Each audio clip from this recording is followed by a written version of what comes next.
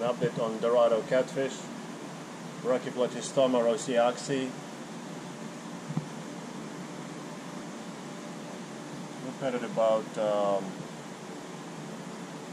5 years, I want to say. Got it very small, like 1.5 inches. We had a lot of problems with them. Probably tried 7 or 8 of them. This is the only one that survived to the larger size. The fish is about 20-22 inches right now. Only about a year ago, or maybe a couple of years ago, it started eating more, a lot more, and started growing. Until then I was afraid it wouldn't grow much. It's a striking fish that's with the appearance as if it's cast from a shiny metal. They're very, very hard to raise in captivity because they're very skittish, especially when young. Their mode of coping with any stress or any problem is bolting, fleeing full speed into a wall, hitting their head. This is why our specimen, as you can tell, has a snout that is pointing down. It shouldn't be like that. This is from hitting the wall too many times when it was little. They do best in a soft wall, say soft wall above ground pool or non-transparent pond with non-transparent walls, because it is, I think it's the clear walls that deceive them into thinking that they can keep fleeing. And also it helps a lot not housing them with aggressive tank mates or tank mates that could chase them or bite them or attack them. That increases the chances of survival a lot. We had some problem with some infection that was taken out.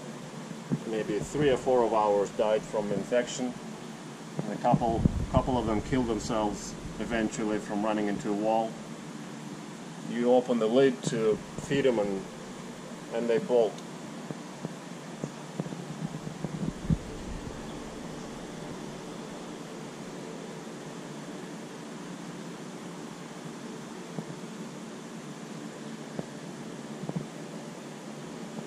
It loves herring. It takes about probably 1 8-inch or a couple of 6-inch herring every feeding. Every other day we give it 1 herring. It used to take a lot of pellets too. Recently it takes them and spits them out. Giant New Life Spectrum pellets. Doesn't really like them anymore, which is rather typical for many of the Brachyplatystoma. Tigs, jurs, Piraiba, and Dorado, they seem to behave similarly in this regard.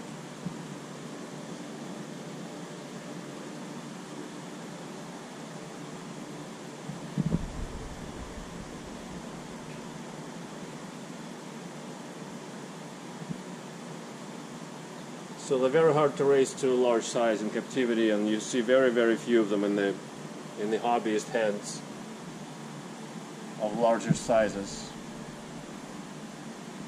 And they're slow growing, even though they grow to 5-6 feet in the wild. As you can see in captivity, this guy we've had is probably about 6 years old, and it's shy of 2 feet.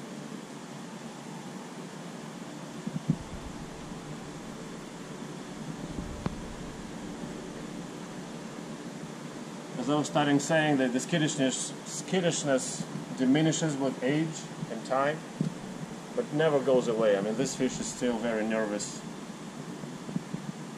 very skittish. Any kind of change in the tank, or a new tank mate, or you throw the food in, not the usual way, but some different way, and this fish spooks. but at least after it got some size, it doesn't run into a wall full speed or jump and hit the lid so much.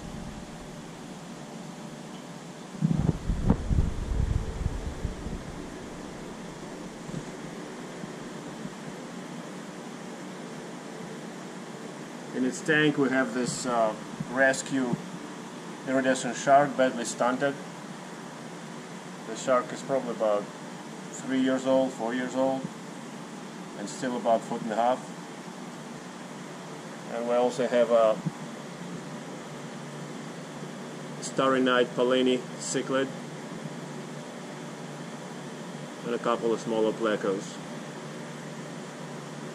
Dorado doesn't pay any attention to any of those. Never tried to attack or prey on any tank mate it had before.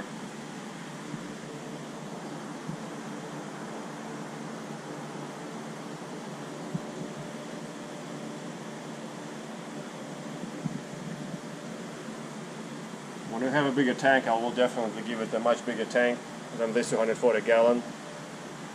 Hopefully at least 600 gallon. I cannot put it in the 1800 gallon because it would kill itself from all the stress the tank mates will give it. I cannot put it in 4500 gallon either. Same thing will occur. I cannot put it in 25,000 gallons, and that's pretty much all my options. So it's got to stay in this 240 gallon until we glue together several bigger tanks.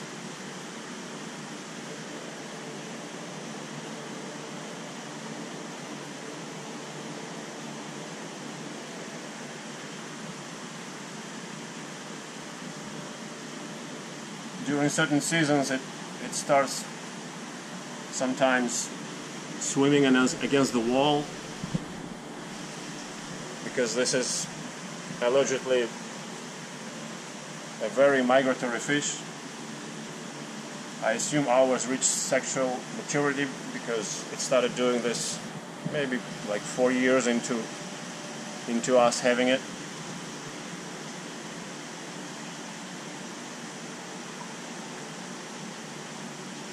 It holds currently the record for the longest freshwater migration, 1,600 miles from the mouth of Amazon up to the foothills of Andes, where the Amazon begins, and then back another 1,600 miles to the lower Amazon. And these are spawning migrations.